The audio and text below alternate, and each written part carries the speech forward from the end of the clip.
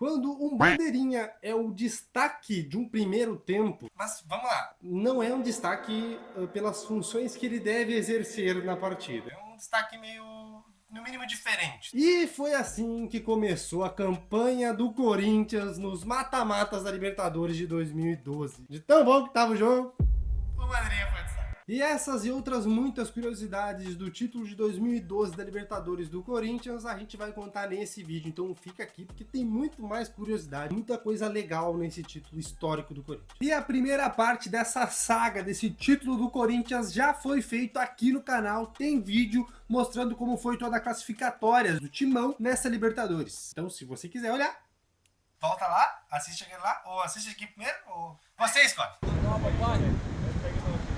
Eu sou Adenor Tite e eu sou Diego Souza Pipoqueiro. Não, desculpa, sou Natan Diego Souza Pipoqueiro. Pipoqueiro mesmo. E esse é o canal Gêmeos da Bola, então bora com a gente. O pé escuta o coração!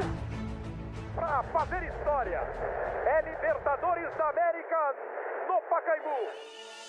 A fase classificatória do Corinthians rendeu para esse timaço a segunda melhor campanha da Libertadores de 2012 na fase classificatória e por isso foi enfrentar um time um pouco mais fraquinho, podemos dizer assim, o time do Emelec lá no Equador. Esse foi o primeiro passo na fase mata-mata da Libertadores de 2012 para o Timão. E esse primeiro confronto foi lá no Equador, fora de casa, no estádio Jorge Capawell. E o Timão veio com a escalação 4-3-3 que o Tite sabia que estava dando certo, rendeu a segunda melhor campanha, então vamos manter o que está dando certo. Time que tá bom não se mexe. Gênio. Mas o que não estava dando muito certo era justamente a primeira posição de um time. E qual é a primeira posição? Goleiro. O Júlio César não estava passando muita confiança e depois de uma falha no Brasileirão, o Tite percebeu que ele não era a melhor escolha para ser arqueiro do Timão. E aí ele escolheu quem? O segundo na hierarquia, né? Não! Ele pensou, eu vou mudar esse negócio, cara. Eu vou pegar e colocar quem? Cássio. Quem merece. Quem merece. É muito justo, é justíssimo. Depois se provou que ele fez a melhor escolha pro Corinthians de todos os tempos. Que simplesmente trouxe o melhor goleiro da história do Corinthians. Tinha vindo do Grêmio, claro. Só podia ter vindo do Grêmio. Porque, porra. Eu sou tão humilde com vocês. Nas laterais, ele manteve Edenilson como titular, porque estava merecendo, estava jogando muito bem. E na outra lateral, o Fábio Santos. E a zaga do Timão era composta pelo Chicão e pelo Leandro Castan. Na volância não podia ser diferente, tá? Eram os dois donos da posição, Ralf e Paulinho. Vocês vão notar que dificilmente nas escalações do Corinthians para os jogos vai estar uma dupla diferente de volantes, tá? Porque os caras dominaram aquele meio campo de um jeito que o Tite não tinha opção a não ser colocar os dois. Só se tivesse lesão ou alguma coisa assim. E mais na frente, armando as jogadas, tava ele, simplesmente o Danilo, cracaço de bola. Só que eu falei armando porque ele não armava, né? Ele fazia gol. Ele não começava a jogar, ele terminava a jogar. Nas duas pontas estavam Jorge Henrique e o William. Sim, o William, que esse ano foi campeão com o Corinthians, 2012, da Libertadores, e depois virou ídolo do Palmeiras, sendo campeão da mesma Libertadores.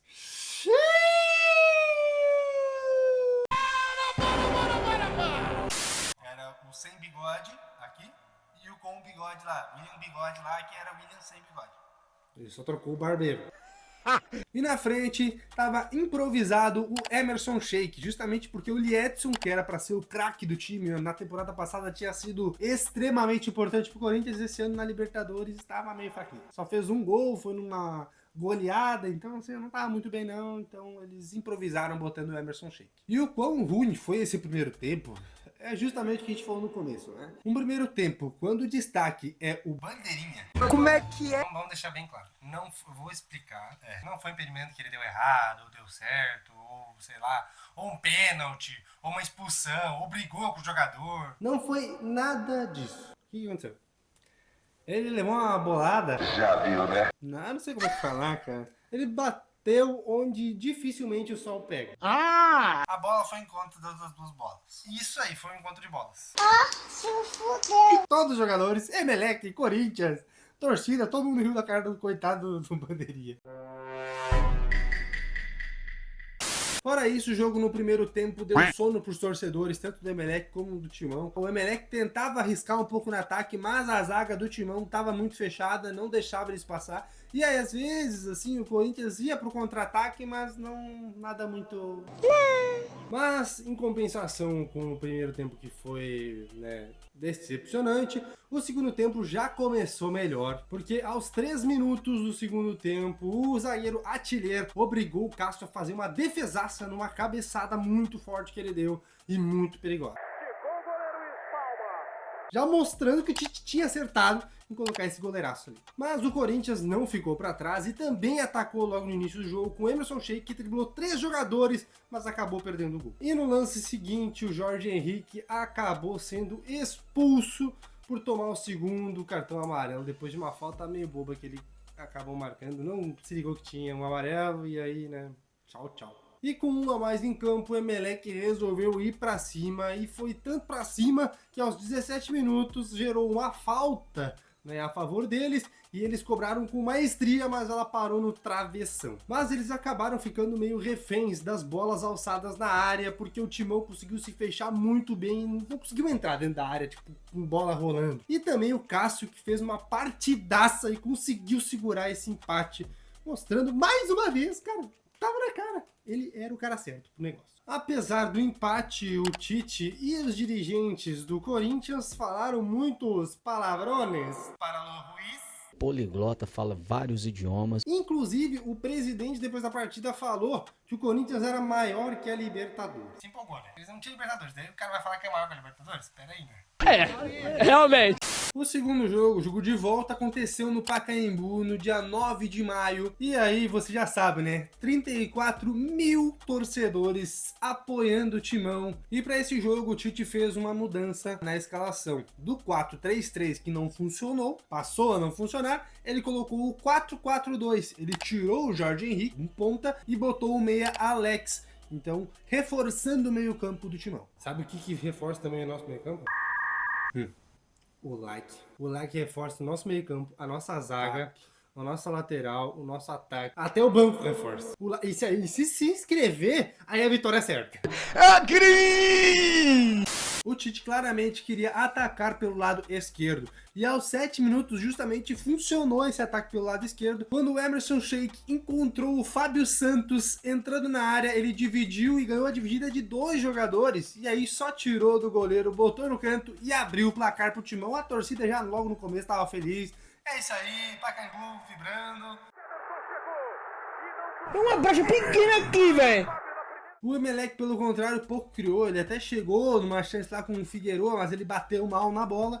E de resto era só bola alçada na área, facilitando a vida dos zagueiros do Timão, que tiravam a bola com facilidade, né? Essa é muito fácil. Com os equatorianos precisando subir pro ataque, porque eles precisavam daquele 1 gol para poder empatar a partida e conseguir a classificação, eles foram para cima e o Corinthians aproveitou que eles deram espaços, foi para cima e o Paulinho quase que faz um golaço de uma bomba que parou nas mãos do Drill, do goleiro. E também teve outro lance no final do primeiro tempo, numa cabeçada do Paulinho que chegou de surpresa, mas acabou parando na trave. No segundo tempo, o Tite foi obrigado a fazer uma modificação porque o Edenilson acabou se machucando e ele teve que colocar o Alessandro no lugar dele. E nesse segundo tempo, o Emelec não esperou nenhum minuto para colocar o Cássio para trabalhar, porque ele teve que fazer uma defesaça num chute muito forte de falta. No decorrer do segundo tempo, o torcedor começou a notar que o Corinthians não estava mais rendendo tão bem, se acomodando um pouco com o resultado e começou a ficar preocupado com isso. O Emelec acabou crescendo um pouco com essa baixa de rendimento do Corinthians, mas não conseguiu aproveitar as oportunidades por falta de habilidade. É muito ruim. A mesma coisa que tinha acontecido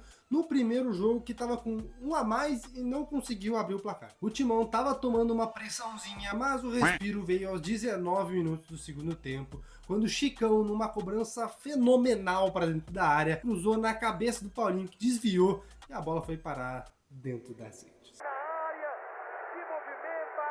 Eu vou matar o goleiro. É importante ressaltar que o Chicão era um ótimo cobrador de falta, ele era zagueiro e cobrava falta. Tipo assim, isso é difícil da gente ver hoje em dia, um zagueiro com habilidade de cruzamento. O último que eu vi foi o Jeromel. O Jeromel era um cara completo, um cara zagueiro foda demais, o melhor zagueiro do Brasil, com certeza. O Emelec acabou se entregando com esse segundo gol, porque viu que já ficava mais difícil as coisas, e aí acabou se rendendo pro Corinthians, que tocava a bola para controlar ali a partida. E com todo esse cansaço que o Emelec acabou tendo, né, tentando buscar o resultado, e depois correndo atrás da bola, acabou que esse cansaço rendeu em mais um gol do Corinthians. Ô, cara, de novo! No gol do Alex na saída do Drill. Grande lance pro Desceu! da classificação. Com esse resultado, o Corinthians avançava de fase e ia para as quartas de final. E justamente esse confronto de quartas de final dessa Libertadores de 2012 seria contra um time brasileiro, e não qualquer brasileiro. Era o Vasco da Gama, pai. Também não me preocupo! O primeiro jogo foi lá no São Januário. E tem uma curiosidade, tá? A torcida do Vasco jogou milho Do quê? no setor da torcida lá do Corinthians, porque eles chamavam a torcida da Fiel, Gaviões da Fiel, de galinhas pretas. Quem por último ri melhor. Tô ouvindo o seu choro daqui. O Tite então manteve o 4-4-2 que deu certo no último jogo, só que dessa vez ele trocou, ele tirou o William sem bigode e colocou o Jorge Henrique no lugar dele. Uma outra curiosidade desse jogo é que choveu muito naquele dia e o campo tava encharcado, então a bola parava toda hora, o jogo era feio que doía. E com esse jogo prejudicado pelos gramados, acabou que os dois times tiveram uma única alternativa, que eram chutes de fora da área. E com isso, os atacantes de ponta, aqueles de velocidade, não foram muito acionados e não apareceram muito no jogo. Os dois times tiveram chances com faltas. O Corinthians com o Alex e o Vasco com ninguém mais, ninguém menos que Juninho Pernambucano. Se não é pra se peidar com isso, eu não sei com que se peida. Mas ambas as tentativas pararam no Cássio e no Fernando Praz. E no último lance da primeira etapa, o Alessandro acabou levando ela livre pela ponta, mas acabou errando a pontaria. Então o último lance de perigo foi do Corinthians no primeiro tempo. Na segunda etapa foi o Vasco que começou com mais emoção, com uma chance do Éder Luiz, que acabou recebendo a bola do Diego Souza, mas acabou chutando fraquinho de canhota. E pouco depois, em outro lance, o Chicão acabou salvando o Corinthians porque ele se colocou na frente de um chute do Alexandro depois de um belo passe do Juninho. O Corinthians tentou levar perigo também na partida, mas acabou parando nas mãos do Fernando Praz, tanto numa cabeçada do Jorge Henrique e em um lance onde o Rodolfo desviou um chutaço que tinha direção do Ralf. O Vasco acabou marcando aos 28 minutos do primeiro tempo, num desvio do Alexandre depois de uma cabeçada do Diego Souza, mas ele estava impedido e o gol foi anulado corretamente. Com esse empate, o Corinthians mais uma vez ia jogar no Pacaembu precisando da vitória. O empate com gols não servia, dava Vasco. Com isso, então, no dia 23 de maio, 35 mil corintianos lotaram o Pacaembu para empurrar a torcida. Empurrar a torcida não. Empurrar o time do Corinthians para tentar vencer do Vasco. Sabiam que o Vasco era um time muito forte. Então, eles até criaram um roteiro de músicas. Entregaram um folheto ali, ó. Primeiro essa música, depois essa aqui. Pra todo o estádio, todo o Pacaembu cantar junto e tentar motivar os jogadores. Na arena não precisa isso aí. Ah, não, para com isso, vai! O Tite ele escalou o time no 4-4-2, só que o jogo foi um jogo de muito respeito. Quem gosta de drible, de firula e os dois times atacando, não foi o que aconteceu, porque os dois times estavam se respeitando muito, tava tudo gato escaldado. Sai fora. Além do respeito, não faltou vontade, os dois times marcaram muitas faltas. E pra quem tem o Juninho Pernambucano, não é uma boa ideia, né? Tanto que na primeira falta, tal, o Cássio rebateu mal. A bola sobrou e bateu no Alexandro. E não ao contrário. Ainda bem. A bola bateu no Alexandro, não o Alexandro bateu na bola. E por isso ele acabou perdendo a oportunidade. E na segunda oportunidade de falta, o Juninho colocou quase na gaveta. Passou assim, ó, triscando. Mas o lance mais perigoso desse primeiro tempo foi do Corinthians com o Paulinho. Na melhor característica dele, que é subir lá no terceiro andar e cabecear. Ele faz isso muito bem. Só que dessa vez ele pegou um Fernando Praz simplesmente inspirado e fez uma defesaça para salvar o Vasco do primeiro gol. Você esqueceu que sou eu aqui, né, velho? Nesse segundo tempo, cada minuto que passava, o Pacaembu ficava mais tenso. E essa tensão acabou passando pro Tite, né? Porque às vezes ele se estoura, a gente sabe disso. Fala muito! tanto que ele foi expulso por xingamentos ao juiz e à comissão de arbitragem. Essa mudança de distância aí foi inesperada, hein? E foi nessa desorganização que foi causada por essa tensão que o Diego Souza aproveitou para criar um dos lances, assim, que se não é um dos mais memoráveis da história das Libertadores. Foi um lance que todo mundo já deve ter visto alguma reprise, que é o lance que também colocou o Cássio na estante de onde ele tá. Porque foi aquela defesaça do Cássio num contra-ataque do Diego Souza que saiu sozinho, só ele e o Cássio.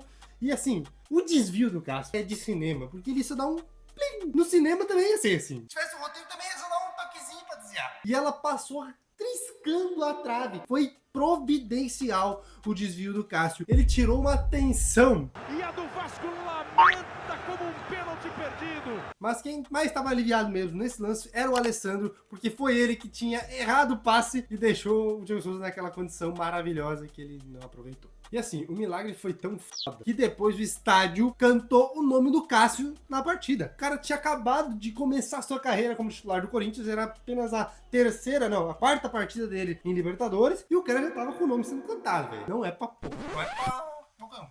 Errei a tentativa. Bugou, valeu! Depois desse lance, o Corinthians finalmente acordou e sufocou o Vasco no seu campo de defesa. Tanto que o Emerson Sheik acertou a trave, deixando aquele grito aqui, ó. Aquele grito de gol engasgado. Mas esse grito de gol que tava engasgado saiu com simplesmente o Paulinho fazendo, como eu falei antes, o que ele mais sabe. Ele tem uma impulsão do Jordan. Ele é o tipo Jordan do futebol brasileiro. Tem a expulsão do Jordan pulou lá em cima, e aí o Fernando Praz não teve como salvar. E com isso, o Tite e a nação da Fiel estavam lá loucos. É, só tu falar, tá bom. E assim o Corinthians chegava no penúltimo degrau da glória eterna. Mas se o Vasco era um adversário ruim de se passar, o próximo era muito pior. Porque nós estamos simplesmente falando do atual campeão da Libertadores, que era o Santos do menino Ney. Fudeu. E o primeiro confronto desse clássico paulista Santos e Corinthians foi no dia 13 de junho, na Vila Belmiro. E nessa oportunidade o Tite manteve a escalação em 4-4-2. E assim, nesse primeiro tempo teve muita coisa. Teve golaço, teve empurrão, teve falta perigosa, teve até gato na luz. Como é que é? A casa era do Santos, o mando de campo era do Santos, mas quem tava parecendo jogar na sua casa, no seu quintal de casa, tranquilo, jogando bem, era o Corinthians. Enquanto o Santos parecia que tava jogando um jogo treino, meio desligado, entendeu? Isso porque o Santos, ele tava apelando com cruzamentos, tendo Neymar, Ganso, companhia, estavam apelando com cruzamentos na mão do Cássio. Olha o jogador, Lano, Neymar, Ganso. Como é que tu vai jogar com cruzamento, cara? Tem que, ó, meu amigo, Não existe Magic Tac, E a torcida do Santos tentou atrapalhar o Corinthians, mas acabou atrapalhando o próprio Santos, porque eles vieram com os apitos lá, e com todo mundo apitando, não sei o que, pra fazer barulho, e com isso, o Paulinho tabelou, e aí com muita tranquilidade, até contando com a observação, com a admiração dos zagueiros santistas, que só admiraram ele rolou pro Emerson Sheik, e o Emerson Sheik simplesmente colocou a bola na gaveta. Respeita o homem, porra! E que isso tem a ver com os apitos? Porque eles estavam meio desnorteados, entendeu? Totalmente baseado na ciência. Esse é um canal de responsabilidade. No segundo tempo, o Muricy, ele decidiu tirar o Elano e colocar o Borges, mais um atacante. Só que aí ele deixou o meio-campo mais frágil do que estava, justamente porque o Ganso e o Arouca estavam voltando de lesão, eles não estavam na mesma fase, principalmente o Ganso. E ele não rendendo, todo o time parecia não render. Mas eu não sei se vocês notaram. A gente falou de Elano, falou de Ganso, Emerson Sheik, Paulinho, mas a gente só falou uma vez o nome de uma pessoa. Foi pra apresentar o time, né? É. Menino Ney. Cadê o menino Ney? Não dá pra esquecer, não. E ele apareceu, embaçou pra lá, embaçou pra cá e acabou expulsando o Emerson Sheik. O que vem das arquibancadas foi o Emerson. E com isso, o tempo fechou. A torcida do Santos se inflamou. O Santos teve as suas melhores chances no jogo, só que daí, quando tava tudo indo pro lado bom, eles esqueceram da conta de luz. Não pagaram a conta de luz e deu um apagão na Vila Belmiro. Alex vai sozinho, tentou tocar. Que show da Xuxa é esse? Cortaram o gato, agora, certeza. Tchau. O Santos, né, contratou o seu... Mecânico particular de energias? Não sei como é que... Cara, eletricista! Exatamente. Mecânico particular? Não, isso aí foi... Contratou, pegou o seu eletricista lá pra refazer o gato. E aí voltou a luz. Mas a única coisa que não voltou foi a luz dos jogadores do Santos. Já não tava muito boa a luz, né? Não tava aquelas coisas, né? Mas não voltou de vez, né? Inclusive, até o Neymar foi prejudicado por esse apagão aí no Santos, porque ele foi recordista nesse jogo de passes errados. Isso não é normal pro Neymar. Assim, o Corinthians já tinha feito metade da missão semifinais, mas a outra metade da missão tinha que ser feita no Pacaembu no dia 20 de junho. Uma noite que está sendo chamada de uma noite para fazer história. E para isso, o Tite manteve o 4-4-2, a escalação que ele usou em praticamente todo o mata-mata, mas dessa vez com uma mudança, que ele colocou o William e o Jorge Henrique no ataque. Mas não foi o ataque que o Tite queria que fosse protagonista no time, tanto que o Corinthians se propôs a se segurar na sua metade de campo e tentar acabar com o jogo logo nos 90 minutos. Não quero jogo, eu quero me defender. Só que eles tinham credibilidade por isso, porque o Corinthians tinha apenas levado 2 gols em toda essa edição da Libertadores. Isso é muito pouco. É só isso. O Santos teve 61% de posse de bola, mas não conseguiu achar uma brecha nessa defesa que estava muito bem fechadinha do Corinthians. E o Corinthians aproveitou que o Santos estava tentando amassar eles e partiu nos contra-ataques. E foi um desses contra-ataques que gerou uma falta muito perigosa, mas que acabou parando nas mãos do Rafael. A defesa do Corinthians parecia impenetrável, mas quando a gente está falando de Neymar, a gente não tem essa palavra. Tanto que o Neymar aproveitou um rebote de um chute do Borges que bateu na trave para só empurrar para dentro das redes. Tudo funciona com esse cara. E assim se acabavam os 597 minutos de invencibilidade do gol do Corinthians. E para piorar a situação do Corinthians, o Rafael Cabral estava realmente numa noite inspirada e fez uma defesaça de uma cabeçada praticamente queima-roupa do Jorge Henrique. No segundo tempo, o Tite mudou o time colocando o Liedson, que é um atacante que não estava rendendo muito, né? Não estava no seu melhor auge. Só que ele tinha o lado de ser ídolo da Fiel. E aí ele inflamou a torcida do Corinthians e o Corinthians foi pra cima. Mas o incêndio mesmo viria com o cruzamento do Alex aos 2 minutos. E a bola foi parar no pé de quem? O gelado. O gelado do Corinthians. Parece que o Sub-Zero não tá afim de brincadeira. Simplesmente ele, Danilo, que tinha sido campeão da Libertadores em 2005 com o São Paulo, que era artilheiro do Timão essa edição da Libertadores. Essa bola não tinha como cair no pé mais gelado ou mais preparado para fazer o gol e assim incendiar o Pacaembu com a torcida do Timão. Esse cara é foda. Ele é diferente, velho. O Santos esfriou, o Neymar era facilmente engolido pela defesa do Corinthians e o Liedson tava conseguindo fazer o seu papel de segurar a bola lá na frente. A única demonstração de sangue nos olhos do Santos foi o Adriano que, empurrou o Gandula no chão. É sacanagem, né? Perdi a linha.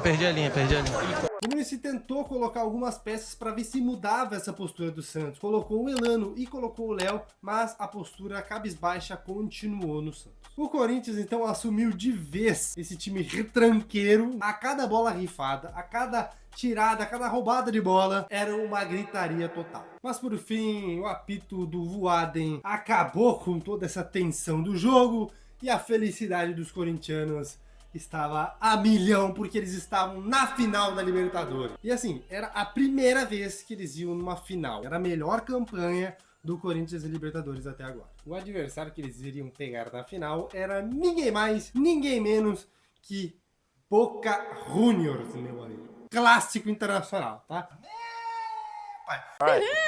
E esse foi o mata-mata do Corinthians das oitavas de final até a semifinal. E agora vem o grande vídeo da final desse jogaço entre Boca e Corinthians. Então se você quer ver esse vídeo, deixa o like e se inscreve no canal. A gente está pensando também em fazer outros campeonatos, como Brasileirão, Copa do Brasil, até rebaixamentos, entendeu? Fazer saga de rebaixamento, Champions League. Mas assim, a gente confia em vocês para indicar as melhores histórias pra gente contar aqui. Então é isso aí, galera. Valeu e até a próxima.